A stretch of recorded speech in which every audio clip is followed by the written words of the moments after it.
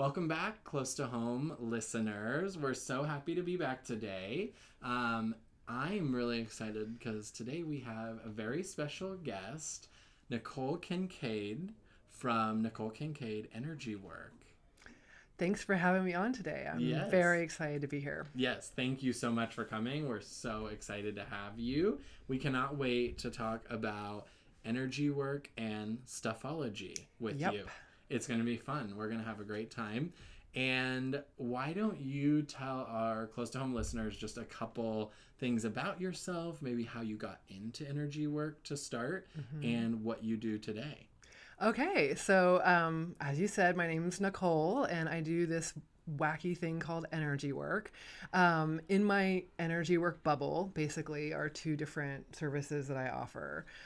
They are space clearing and stuffology, and both, ironically, or maybe not so much, are an awesome match for the real estate sector, which is why I'm so pleased to be here talking to you and to your listeners. But they are both basically at the nucleus of my work is the concepts of energy and flow.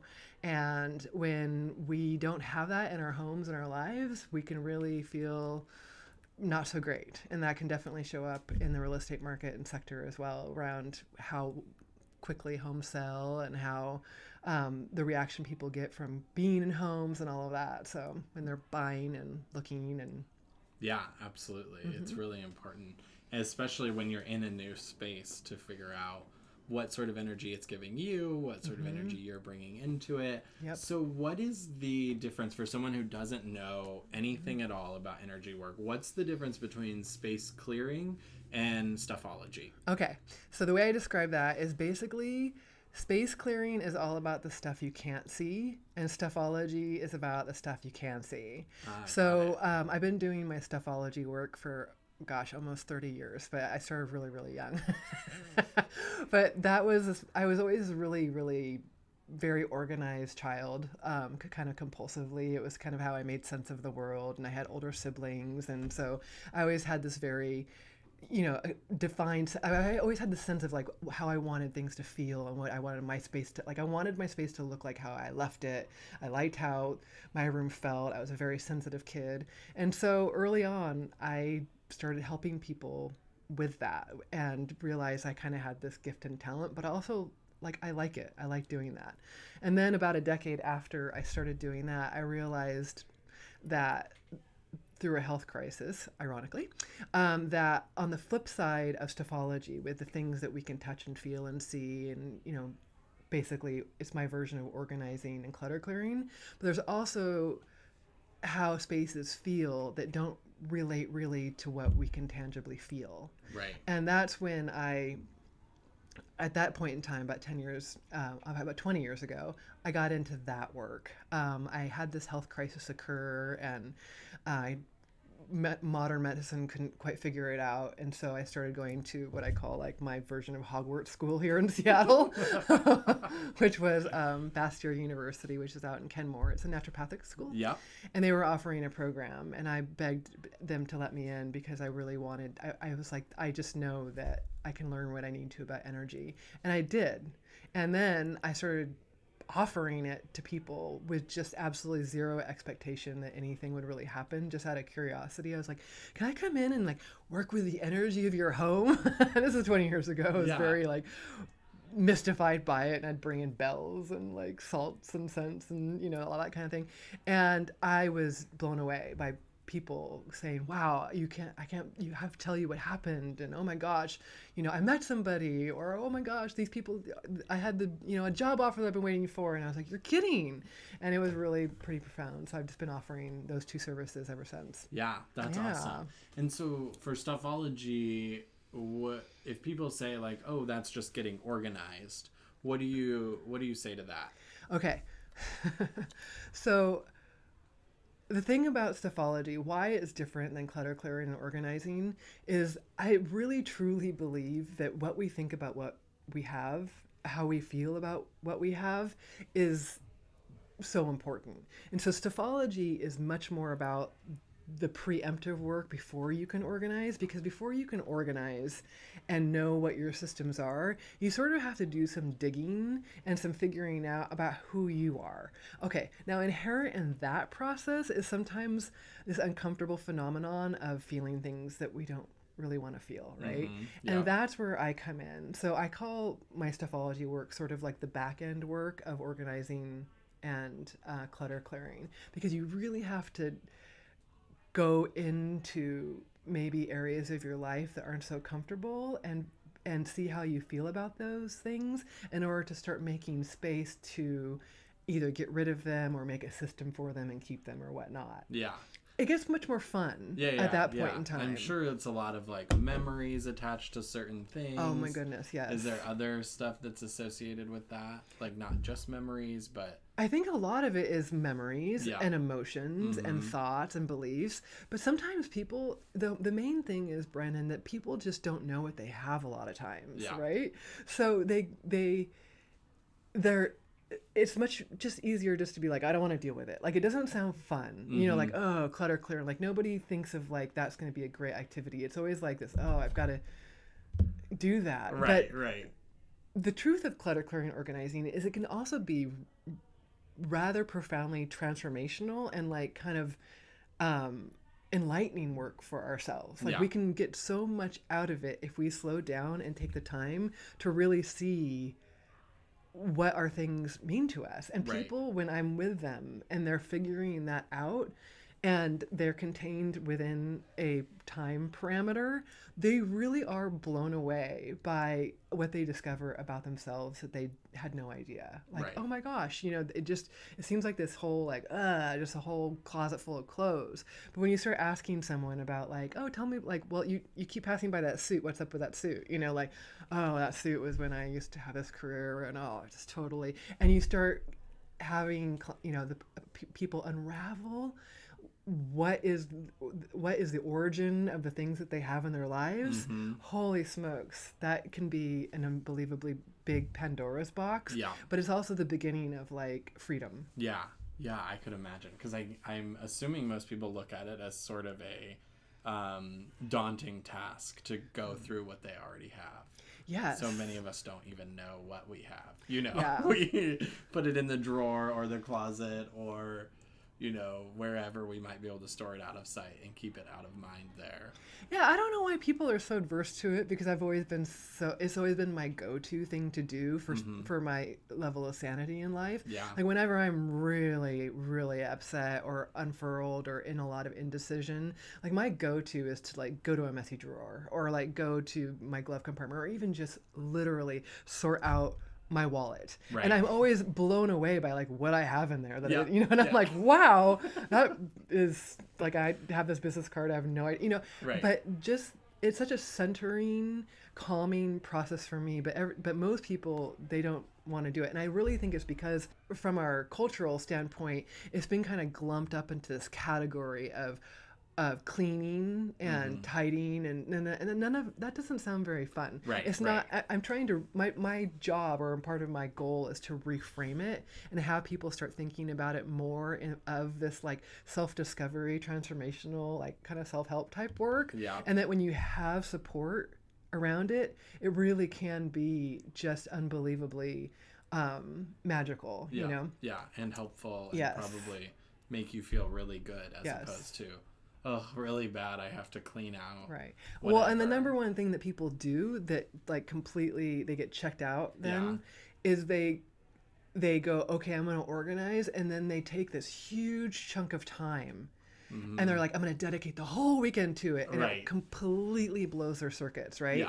Okay, so if you were, just say for example, you were going to go, like, someone in your life identified something about you and you were like, wow, I don't like that, like, I'm going to go like talk to a therapist about that, right? You wouldn't schedule 8 hours to work with, you would be, you know, crying, weep, you'd be a mess, like, you'd be like, that was too much, like, I just need, you know, I mean, so honestly, stuffology can be a lot like that. Like, you really just need to piece it out and metabolize these literal things in your life to see what, because you're pulling apart, your physical environment in a way where you're like, whoa, and it's going to bring up stuff in you. Yeah. And then let your body have some time to like work through that and give yourself a break. I always say, like, do not do it for more than a couple hours at a time. Not all at once. No. Yeah. Fascinating. So who is stuffology for? If you had to name like the type of person, or not the type of person, but who is the ideal person that might utilize stuffology? Okay, this is going to be kind of a funny answer. Yeah. But the ideal person, from my perspective, is somebody who really wants to do the work. Mm-hmm. So I have this kind of thing where I always tell people, don't give me as a present, because if somebody does not want to do this work, it is excruciating, right? Yeah. And everybody has a level of like order and disorder in their lives that make sense to them. Right. And to have somebody come into your personal environment and to be like, oh, like people feel judged, Yeah. And so I think the number one person that it's for is for that person going like, I know I need to do it. I want to do it. I don't know where to start. Yeah. I mean, I've just been on my list for forever. I have a client right now I'm working with who her number one fear is like leaving like what she calls mess to her kids, right? Yeah. And then I often have people that hire me for their elderly parents or for themselves if they're elderly. I've got an 80-year-old man that I'm working with, and then also people that are in transition, people that are moving in, like if couples are moving in together. That is a huge change and shift. You're gonna have to like, nothing's gonna go together the same way. It's not like you're gonna have to go whoop. So I think those are some pretty good delineations around. That's who are good fits for the work. Well, and you're right, it is. I just naming those people, even, it sounds so deeply personal that it's something that if you don't want to do it, you're probably not going to do it. No, and that's painful for me too, because having a true willingness to want to do the work and knowing that you're ready for it is huge. Absolutely. I want people to have a good outcome. I want them to really get what they want out of it and to feel like, oh God, that was amazing, that was worth it. You don't want them digging their heels in as soon as you arrive. Yeah, like my wife bought this for me for a Father's Day gift, and you're here. What do we do? So do you have any examples of anyone who you've worked with on Stuffology where you have started with them, and kind of what did it look like before, and then what was the outcome of their experience? Yeah, I can think of many, of course, but I had this gal who, well, actually I want to talk about this one guy. He just came to mind. There's a man that hired me, and he reached out to me, and he literally said, can you help me get a workout room? And I'm like, workout room? I know this man. We're friends. Okay. Friends of friends kind of thing. Yeah. And I was like, is he confusing me for like an interior designer, right?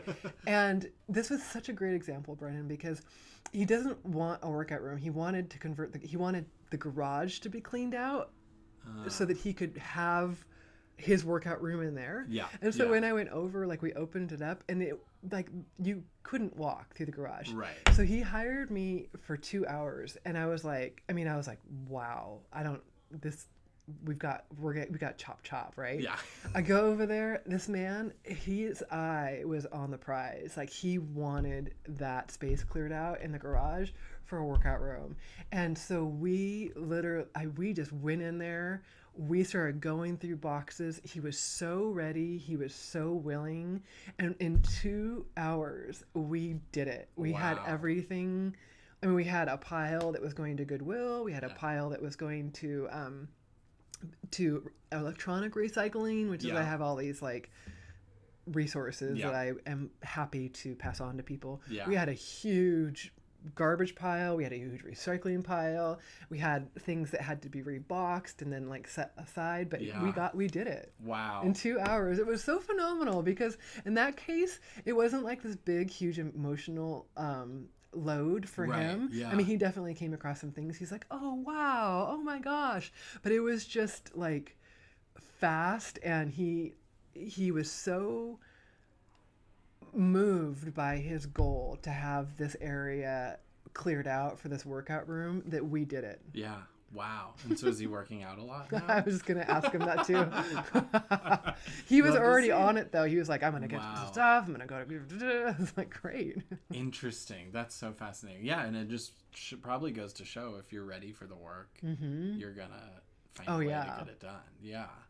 Okay, great. So thanks for sharing that. I want to switch back over now to energy clearing. Sure. And talk a little bit about who is that for? Like, what are the types of situations or people that might not think or might not know about energy clearing that should know what it is and sort of why it would be utilized or how it could be helpful to them?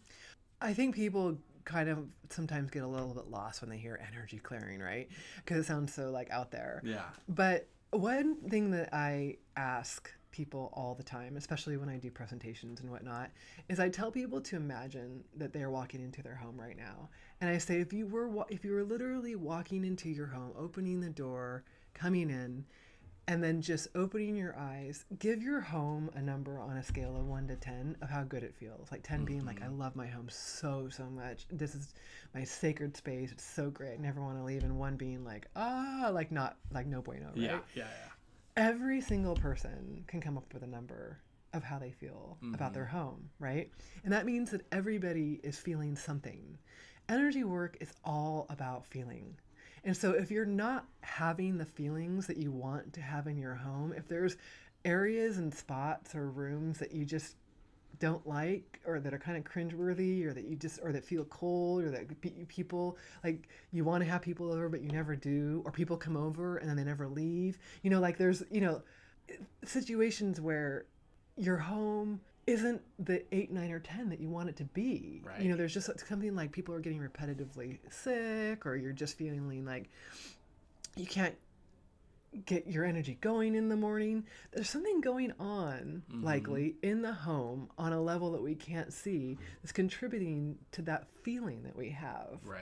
That's who energy work is for, which is why I work with a lot of real estate people, because when homes are on the market and there's nothing in them that belongs to the sellers, and the home doesn't sell, like, well, what the heck's going on? Right. Yeah. And that's when energy work gets very visceral. It's like, okay, this home should have sold. Yeah. And when the energy then does change over the course of an hour or two, because you go in from going in and working with the emotional energy that people leave behind, or the thoughts, the belief systems, or whatever it is, it makes a pretty big impact on how people feel about it. Yeah, absolutely.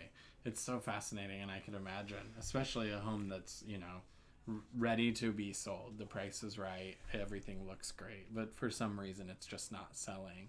And it's because of the feeling that people get when they come inside, I'm sure. Or from the outside even, probably, right? Like just seeing it.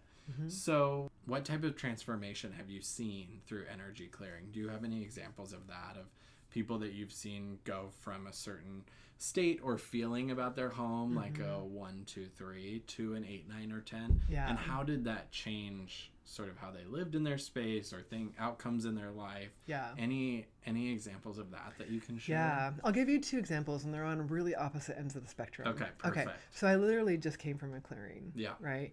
And the home has been on the market for a couple months, 3 months, which is... Okay. Yeah. And it is a great home. I mean, beautiful waterfront view, the price is right. Yeah. The whole thing. And the agents are really frustrated. Yes. Yeah. When, so the agent and I met at the home this morning, and then she needed to kind of pop in and out a little bit because she had some things that she was doing.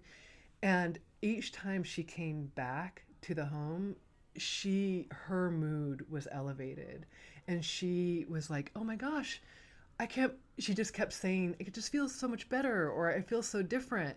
And then at the end of the appointment, she said, we've been so kind of swirling down this trajectory of like the home and now, and then the agents were then also starting to feel like they were like, what's wrong with this home? What's wrong with us as I mean, like where it just all starts, starts to spiral down.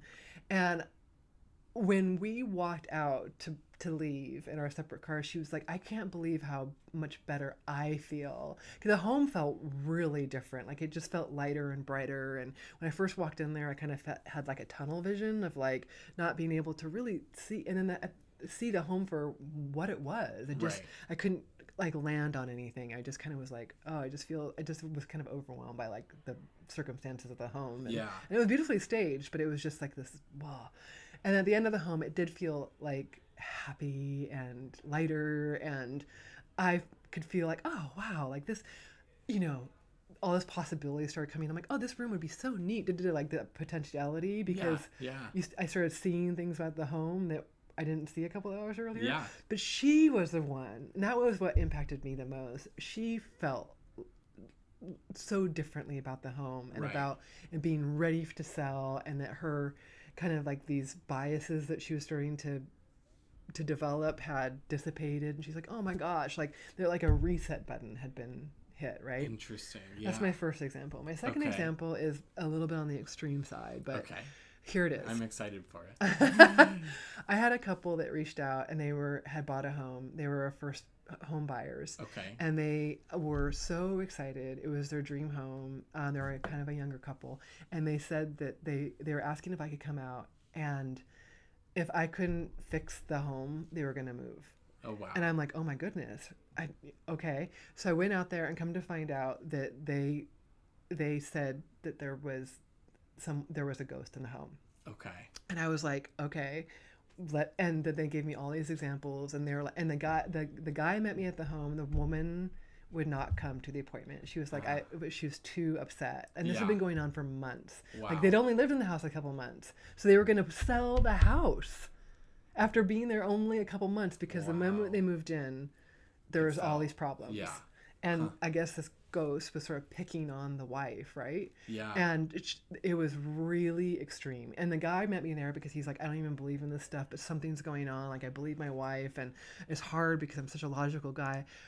We did have contact with this ghost, and we were able to move this, maybe a more accurate term for it is disembodied spirit, out of the home. It was a very emotional,